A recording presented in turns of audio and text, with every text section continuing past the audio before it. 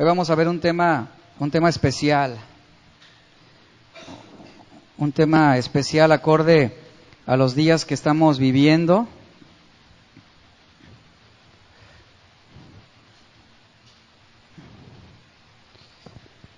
Viene Halloween, ¿verdad? Viene Día de Muertos.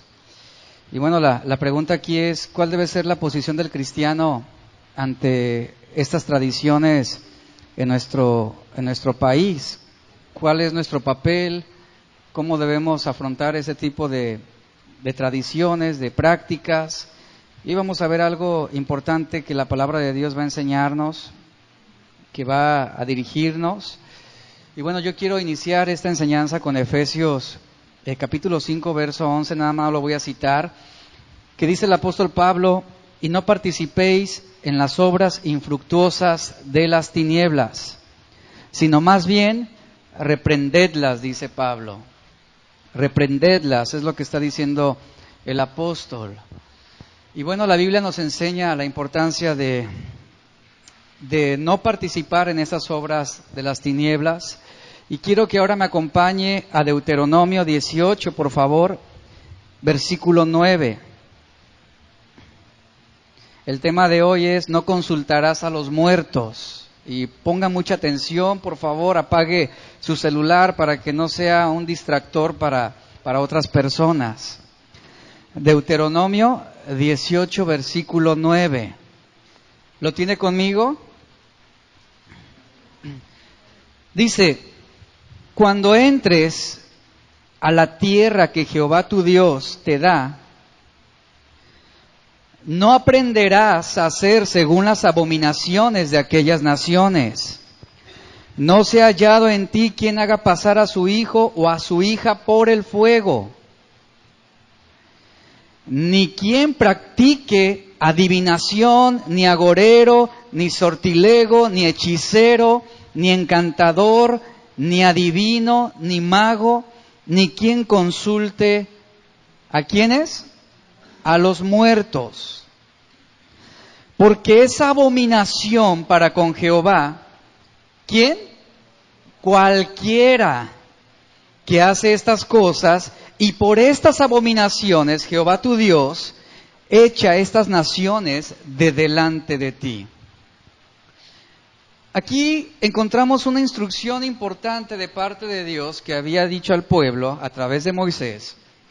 Y encontramos que la indicación es: no aprenderás.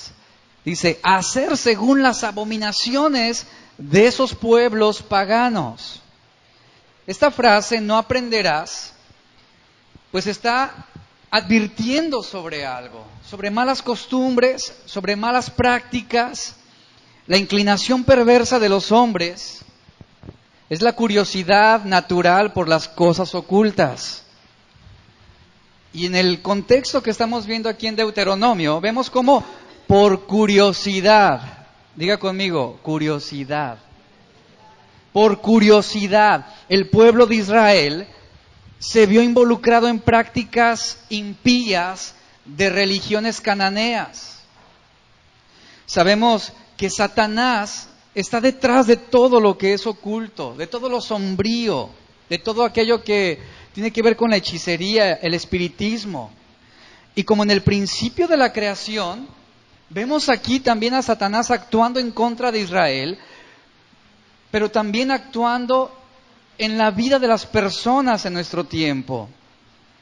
Desde el principio de los tiempos vemos cómo astutamente Satanás persuadió a Eva de que lo prohibido no era tan malo como parecía. Y eso mismo sucede con el Día de Muertos. Para mucha gente no es tan malo como parece. Algunos podrán acusarnos de exagerar nuestra postura en contra de esas tradiciones. Y la estrategia de Satanás es justamente eso: poner curiosidad sobre la única cosa que no podemos tener, como lo hizo con Eva. Actualmente sabemos que los horóscopos, los agoreros, la brujería, los cultos extraños siguen causando curiosidad y fascinación en las personas. La práctica de la Ouija, ¿por qué muchos se inmiscuyen en su práctica? Por curiosidad, por fascinación. Y esa fascinación surge de un deseo de conocer y querer controlar el futuro. Los israelitas consideraban extraordinario cómo las otras naciones paganas consultaban a los espíritus de los muertos para pedirles consejo o dirección. Todas estas prácticas mencionadas aquí, ¿cómo se consideraban? Abominaciones. Mediante el uso de la magia, sus adeptos intentaban manipular o forzar encuentros sobrenaturales, místicos. Su práctica, por lo tanto, era una negación de la soberanía de Dios. Por eso, la advertencia del Señor es: no sea hallado en ti quien practique, y menciona como primer lugar la adivinación.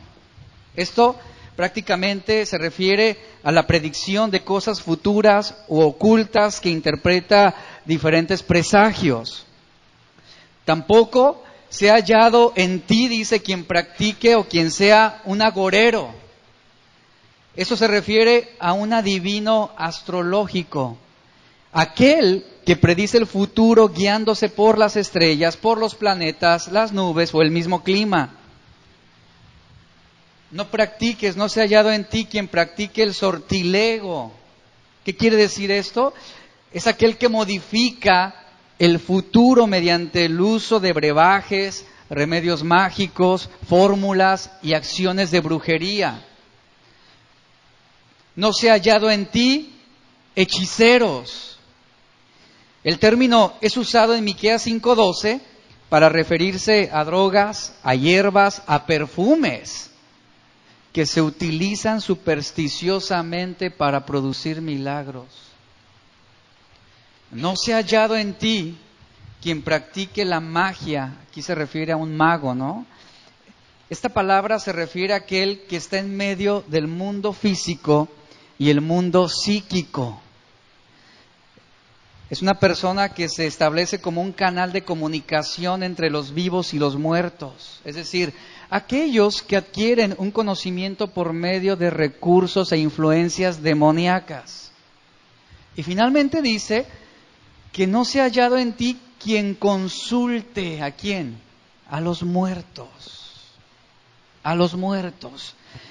Esto se refiere a la práctica de nigromancia, que alude a un tipo de comunicación, y escuche esto, interacción o relación con las personas fallecidas. Esta práctica era considerada por los babilonios, los egipcios, los griegos y los romanos como una forma intricada de magia ritualista. El Día de Muertos. ¿Qué es el Día de Muertos en nuestro país y algunos países de América? El Día de Muertos es una celebración de origen prehispánico que rinde culto, escuche esto, rinde culto a los difuntos con una mezcla de politeísmo, es decir, una adoración a muchos dioses, que fue cristianizado por la fe católica. Fue así que esa época se caracterizó por el sincretismo, donde la evangelización católica finalmente tuvo que ceder ante las muchas creencias indígenas, dando como resultado, lo que dicen los historiadores, un catolicismo propio de América, es decir, mezclado con creencias, con ideologías prehispánicas. El origen de este culto surge en las comunidades indígenas y rurales, donde se tenía la creencia hace miles de años entre los indígenas de que las ánimas de los muertos regresan esas noches para disfrutar de los rituales y prácticas místicas que sus parientes les ofrecen. Entre las tradiciones que se acostumbran en estos días es el uso de la flor de cempasúchil, que representa al sol mismo. Esto, símbolo de Dios, que hace florecer la vida de las almas y la comida que se les ofrece en el altar. Y para ellos es un signo de comunión con los muertos. Las velas que se utilizan en los altares de muertos, por ejemplo, significan la iluminación del camino para que las almas lleguen a disfrutar de sus seres queridos. Lo cierto es que este tipo de comunicación con el más allá es solamente un atajo para responder al sufrimiento y al dolor de una pérdida, y que no es más que un engaño de Satanás y una forma muy sutil, muy discreta de espiritismo. El Día de Muertos es un ritual catalogado en el año 2008 por la UNESCO como Patrimonio Cultural Inmaterial de la Humanidad. La tradición católica marca que el día 1 y 2 de noviembre es el día o los días en que las almas de los fallecidos regresan a casa por medio de las oraciones a favor de ellos, para convivir con los familiares vivos y para nutrirse del alimento y la bebida que se les ofrece en los altares u ofrendas. Es esto. Lo cierto es que esta práctica es una tradición totalmente anticristiana. El que la UNESCO haya declarado este día como una tradición, eso no altera el hecho de que, de acuerdo con las normas bíblicas, los cristianos no debemos tener nada que ver con este tipo de ritualismos. Y aquí lo está advirtiendo claramente la Biblia.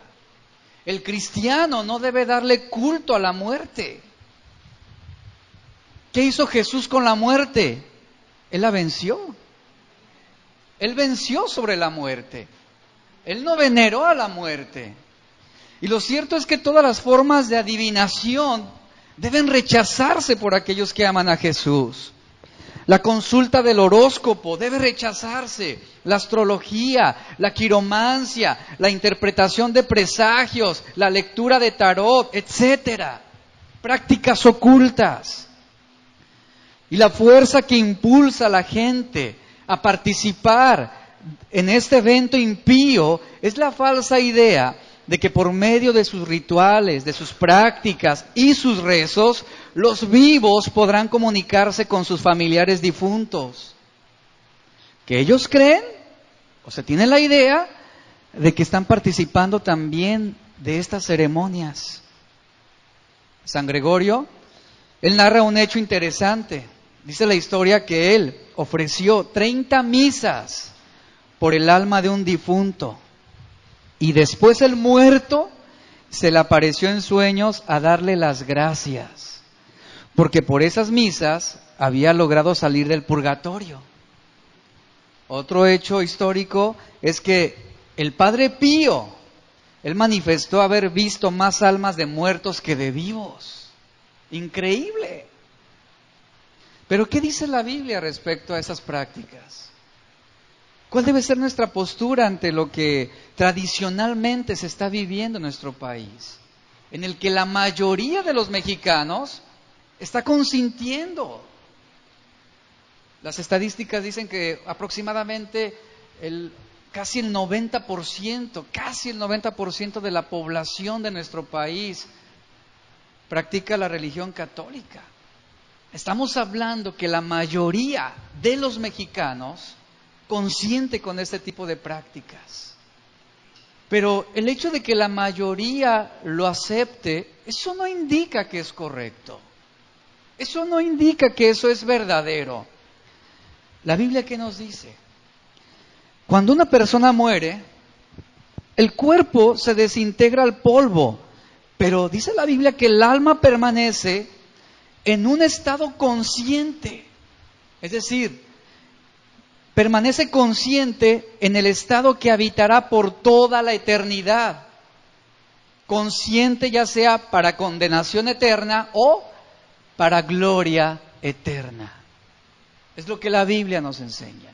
La Biblia dice claramente en Hebreos capítulo 9, verso 27, está establecido para los hombres que mueran una sola vez y después de esto el juicio. Cada uno de nosotros debe esperar el fin de todas las cosas. Y debe esperarlo ya sea con una gozosa expectación o con un ansiado terror. ¿La diferencia en qué radica? La diferencia está en cómo está nuestra relación con Cristo. De eso depende. En el Evangelio de Lucas, por ejemplo, Jesús enseñó que Dios ha establecido un abismo infranqueable entre los que están en el cielo y los que están en el tormento. En Lucas 16:26, le voy a relatar esta historia, si quiere acompañarme. En el versículo 19, dice la Biblia que había un hombre rico que se vestía de púrpura y de lino fino y hacía cada día un banquete con esplendidez.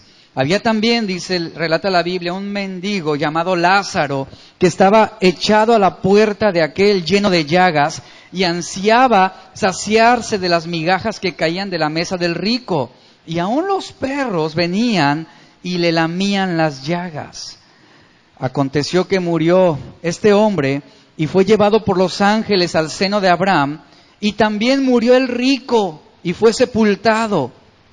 Y el verso 23 dice, y en el Hades alzó sus ojos el hombre rico, estando en tormentos, y vio de lejos a Abraham y a Lázaro en su seno. Entonces el hombre rico, dando voces, dijo, Padre Abraham, ten misericordia de mí, y envía a Lázaro para que moje la punta de su dedo en agua, y que refresque mi lengua, porque estoy atormentado en esta llama. Pero Abraham le dijo, Hijo, acuérdate que recibiste tus bienes en tu vida, y Lázaro también males, pero ahora este es consolado aquí, y tú eres atormentado.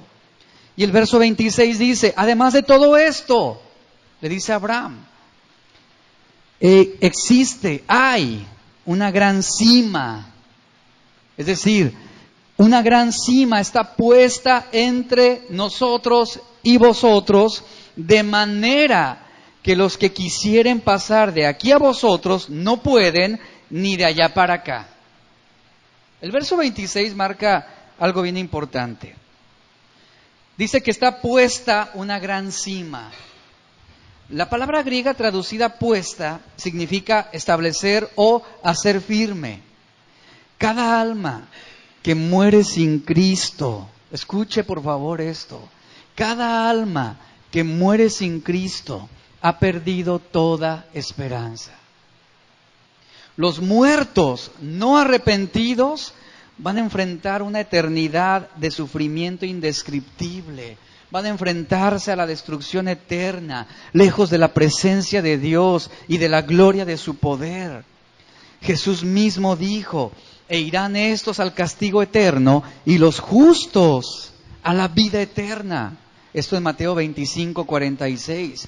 Si leemos, aquí no encontramos ninguna idea de un purgatorio o de almas que estén vagando en pena, esperando el momento de interactuar con los vivos. La cima está fijada. ¿Y quién la estableció?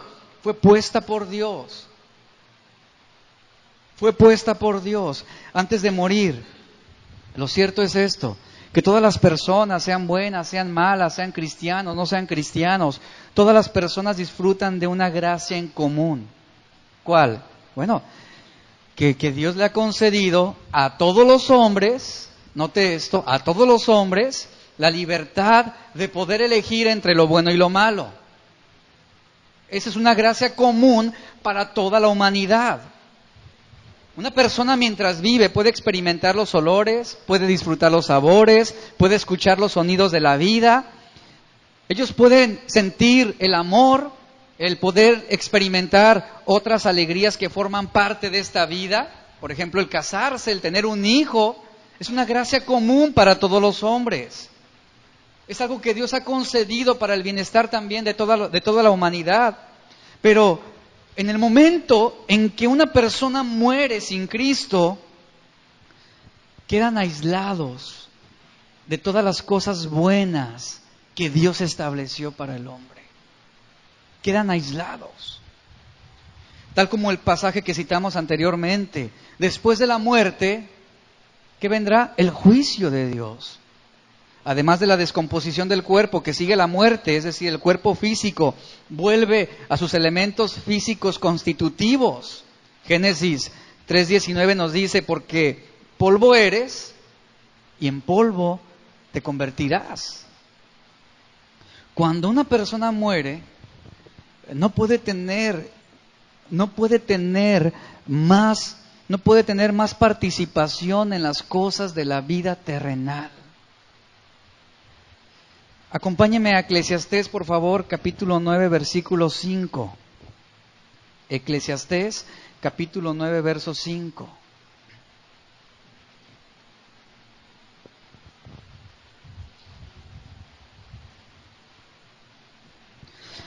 Dice, porque los que viven, ¿lo tiene conmigo? Porque los que viven saben que han de morir. ¿Cuántos saben que han de morir? Todos vamos a morir. Porque los que viven saben que han de morir, pero los muertos nada saben, ni tienen más paga, porque su memoria es puesta en olvido. Lo que está diciendo aquí Salomón es lo siguiente: una vez que usted muere, no puede cambiar lo que ha hecho. No puede volver atrás y rectificar sus malas acciones. Mientras usted vive, usted puede disfrutar de los bienes y la felicidad que Dios le ha concedido en esta vida. Aunque haya estado llena de miserias, aunque haya tenido muchos problemas. Pero Salomón dice, ahora los muertos, ellos no saben nada. ¿Qué significa esto? Que están privados de los placeres de esta vida. Por ejemplo, los vivos ante el temor de la muerte, ellos pueden realizar buenas obras, pueden esforzarse para ser mejores personas. En cambio, los muertos nada pueden añadir para mejorar su condición. Ya no pueden alterar nada, no pueden mejorar nada. No pueden intentar ser mejores personas después de la muerte. Para los muertos, en pocas palabras, ya no hay oportunidades. Se rompe su relación con el mundo visible y quedan marcados con un destino eterno.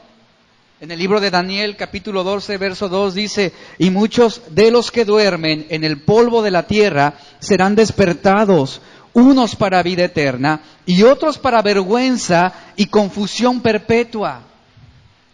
En el versículo 7 de Eclesiastés 9, sígame ahí por favor, Salomón dice ahora lo siguiente, anda y come tu pan con gozo y bebe tu vino con alegre corazón, porque tus obras ya son agradables a Dios. En todo tiempo sean blancos tus vestidos y nunca falte ungüento sobre tu cabeza. Y vea el verso 9, goza de la vida con la mujer que amas. ¿Goza de qué? Está hablando en vida. Todos los días de la vida de tu vanidad que te son dados debajo del sol, todos los días de tu vanidad, porque esta es tu parte, ¿en qué? En la vida y en tu trabajo con que te afanas debajo del sol. Los muertos, está diciendo Salomón, ellos no tienen sabiduría que ofrecer a quienes les consultan en el día de muertos. Ni son capaces de escuchar o responder a las oraciones que se les está ofreciendo. Una de las frases que yo escucho normalmente cuando fallece un familiar o un ser querido, la gente dice, ahora tienes un angelito ahí en el cielo cuidándote.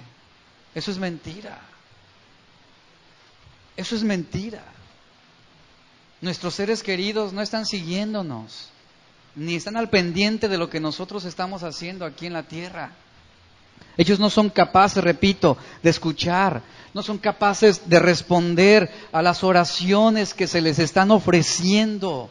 Ellos no responderán ante los favores que los vivos están presentándoles. Los muertos ya no pueden disfrutar aquellas cosas que traen los bienes de esta vida, como lo dice aquí Salomón, como el pan y el vino. que eran banquetes que proporcionaban satisfacción. Los muertos ya no pueden ofrecer alegría, ni tampoco dar felicidad. Los blancos vestidos y los ungüentos que menciona aquí Salomón eran símbolos de la alegría que reinaba en las celebraciones mientras ellos estaban aquí en la tierra. Los muertos ya no pueden disfrutar los gozos familiares. Por esa razón, dice Salomón, en vida, escuche esto, en vida el hombre debe disfrutar de la mayor satisfacción que se le ha concedido.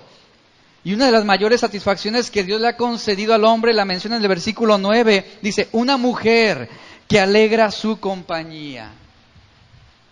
Esa es la mejor compensación frente al trabajo y los problemas de la vida. Los muertos ya no podrán disfrutar del fruto de su trabajo. Los muertos ya no podrán disfrutar de esa armonía que había en la familia. El conocimiento que ellos adquirieron aquí en la tierra no les van a brindar ningún tipo de beneficios y obviamente tampoco tienen la capacidad de poder influir en las decisiones de los vivos. Porque hay gente que se encomienda a sus seres queridos y le rezan a los seres queridos como si ellos escucharan, como si ellos fueran a responder una oración, una petición. Y el versículo 10 dice, vea el consejo que nos da a los vivos. Todo lo que te viniera a la mano para hacer, ¿qué? Hazlo según tus fuerzas. Es decir, mientras estemos en vida. Porque en el Seol, ¿sabe qué es el Seol? La tumba, el lugar de muerte. A donde vas, dice, no hay obra, ni trabajo, ni ciencia, ni sabiduría. Aquí Salomón está centrando sus palabras para los vivos. Ningún hombre, decía un predicador, ningún hombre ha servido a Dios al hacer las cosas mañana. Este mensaje es, lo que dice Salomón es para que nosotros lo hagamos ahora, que disfrutemos la vida que Dios nos ha concedido. Ahora es cuando podemos disfrutar a nuestra familia. Ahora es cuando podemos estar cerca de ellos. Ahora es cuando podemos gozar el fruto de nuestro trabajo. El hombre no fue creado para estar sin hacer nada. No fue elegido para no hacer nada. No fue redimido para no hacer nada. No fue vivificado para no hacer nada. Y no es santificado por la gracia de Dios para no hacer nada. Eso es lo que harán los muertos. Pero a los vivos el consejo, ¿cuál es? Háganlo. Todo lo que te viniera a la mano para hacer, hazlo, dice, según tus fuerzas. Sirve a Dios ahorita que tienes vida, ¿verdad? Cásate, disfruta a tus hijos, tu familia, haz las cosas que le agradan a Dios. La Biblia dice que los que han muerto en Cristo, eso es algo maravilloso, los que han muerto en Cristo no están realmente muertos. ¿Cuántos saben de lo que estoy hablando? Ya que pasan inmediatamente a la presencia del Señor. El apóstol Pablo escribió en 1 Tesalonicenses capítulo 4, verso 13, tampoco queremos, hermanos, que ignoréis acerca de los que duermen, para que no os entristezcáis como los otros, dice, que no tienen esperanza. La Biblia dice que los muertos en Cristo, ¿qué? Duermen. La muerte indudablemente es gravosa para los que no tienen esperanza, para los que están sin Cristo. Sin embargo, el que conoce al Señor, el que ama a Dios con todo su corazón, se siente alentado a pesar del dolor de una pérdida. ¿Cuántos han perdido seres queridos cercanos? Todos, y eso duele. La carne se lamenta. Sin embargo, nosotros mantenemos una esperanza de vida, ¿verdad? Y nos sentimos alentados a pesar del dolor, de la pérdida, por el conocimiento que Dios nos ha dado. Y nos mantiene la esperanza de que así como Jesús murió y resucitó, así también, a través de Jesús, nuestros seres queridos que murieron en Cristo, también morirán y resucitarán en Él. También Dios traerá con Jesús, dice aquí, a los que duermen. Jesús mismo dijo en Tesalonicenses capítulo 4, versos 16 al 18, descenderá del cielo y los muertos en Cristo resucitarán primero. Luego nosotros los que vivimos, los que hayamos quedado, seremos arrebatados juntamente con ellos en las nubes para recibir al Señor en el aire y así estaremos siempre, escuche, siempre con el Señor. Esa es la esperanza que hay para los que han muerto en Jesús. Esa es la esperanza que tenemos en Él. Y la palabra de Dios nos advierte que no debemos consultar espíritus, ni adivinos, ni agoreros, ni a los muertos. Isaías 8:19 pregunta lo siguiente: ¿no consultará el pueblo a su Dios? El cristiano no debe consultar al muerto. El cristiano debe consultar a Dios. Es lo que está preguntando aquí Isaías. Entonces, orar a los muertos o rendir culto a los muertos es algo estrictamente prohibido en la Biblia. Tenemos, por ejemplo, la historia de Saúl. Él había consultado a un medium para traer el espíritu del muerto Samuel.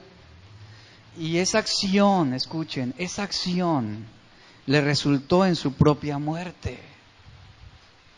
La divina le preguntó a Saúl: ¿a quién quieres que te haga venir del más allá? Y Saúl respondió: hazme venir a Samuel. Eso es lo mismo que sucede en el Día de Muertos. Esa es la idea que mucha gente tiene impregnada cuando ponen un altar esperando que sus seres queridos regresen y que compartan con ellos y que disfruten de ese alimento, de esa música, de ese tequila que ellos gozaban mientras estaban en vida. Esto es lo mismo que estamos viendo aquí. Pero la Biblia dice en 1 Samuel que Saúl prevaricó contra Jehová, contra la palabra de Jehová, la cual no guardó porque consultó a una divina. Claramente Dios ha declarado que esas cosas no deben realizarse entre cristianos. Vamos a considerar las características de Dios. Dios es omnipresente. Es decir, eso significa que Él está en todos lados a la misma vez. Él es capaz, es el único que es capaz de escuchar cada oración en el mundo. Solo Dios. Por otro lado, mi pregunta es: ¿el ser humano tendrá esa capacidad de ser omnipresente? Los mismos demonios y los mismos ángeles, ponga atención a esto, ellos deben trasladarse. Ellos no son omnipresentes. Entonces, una persona muerta no goza de esa omnipresencia. Por lo tanto, una persona fallecida no tiene la capacidad de escuchar lo que nosotros decimos, o no puede estar presente en lo que nosotros hacemos.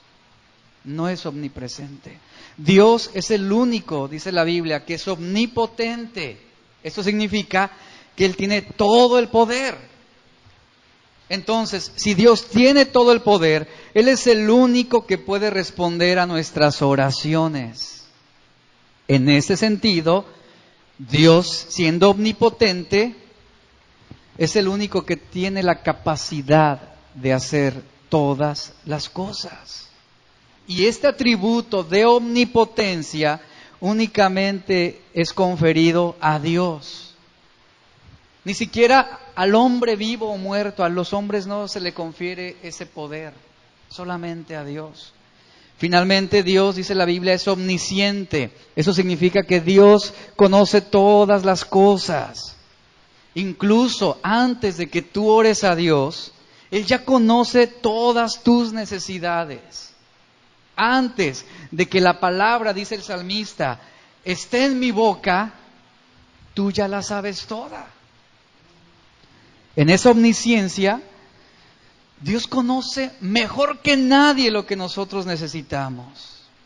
En cambio, una persona fallecida, una persona muerta, Él no goza de esa omnisciencia. Él no sabe y no conoce nuestras necesidades. Una persona muerta no va a contestar nuestras oraciones. El único que tiene la autoridad y el único que lo puede hacer es Dios, conforme a su perfecta voluntad. La pregunta es, ¿la Biblia nos llama a consultar a quién?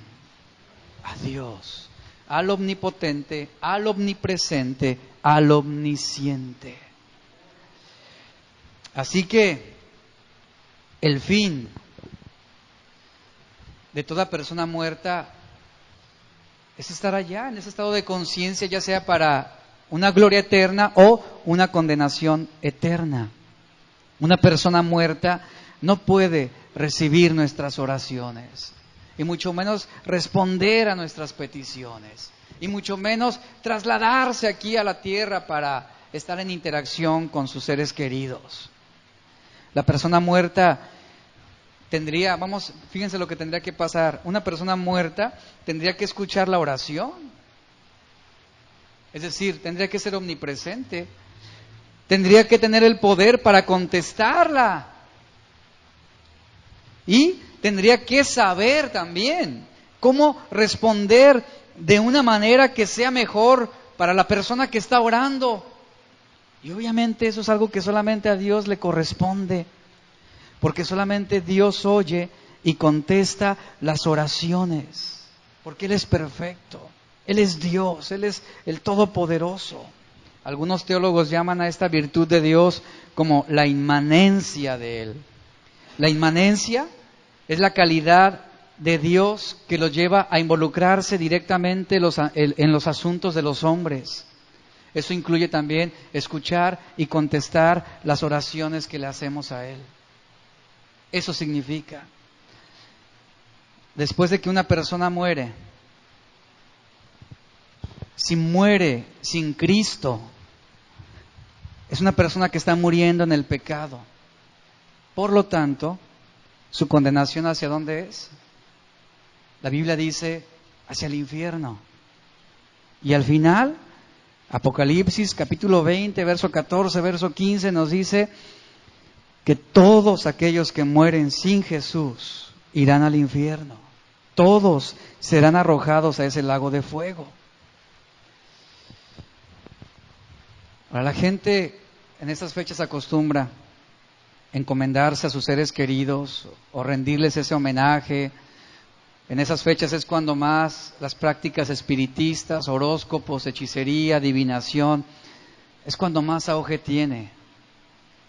Porque todos los hombres quieren estar en comunicación, quieren tener un contacto con sus seres fallecidos. Pero yo quiero que ustedes mediten lo que le voy a decir a continuación. ¿Cómo una persona fallecida, vamos a poner este ejemplo, sin Cristo, que está sufriendo en dolor continuo, cómo será capaz de escuchar y responder a una oración? Pero también una persona que está viviendo en el gozo y la presencia de Dios, ¿usted cree que va a estar preocupada por las cosas terrenales? No. Ellos ya no tienen conciencia sobre lo que está pasando aquí en la tierra. Si oramos a alguien que está en eterna agonía, mi pregunta es, ¿deberíamos esperar que esa persona sea capaz de escuchar y responder nuestras oraciones? No.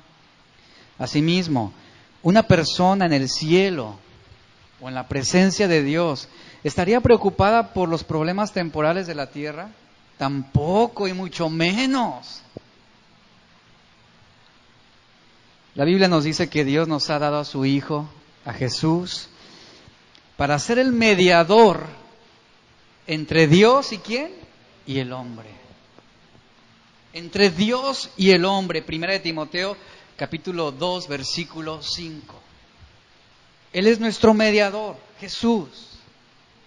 No es el compadre, ¿verdad? No es el pariente, no es el familiar, no es el amigo que falleció.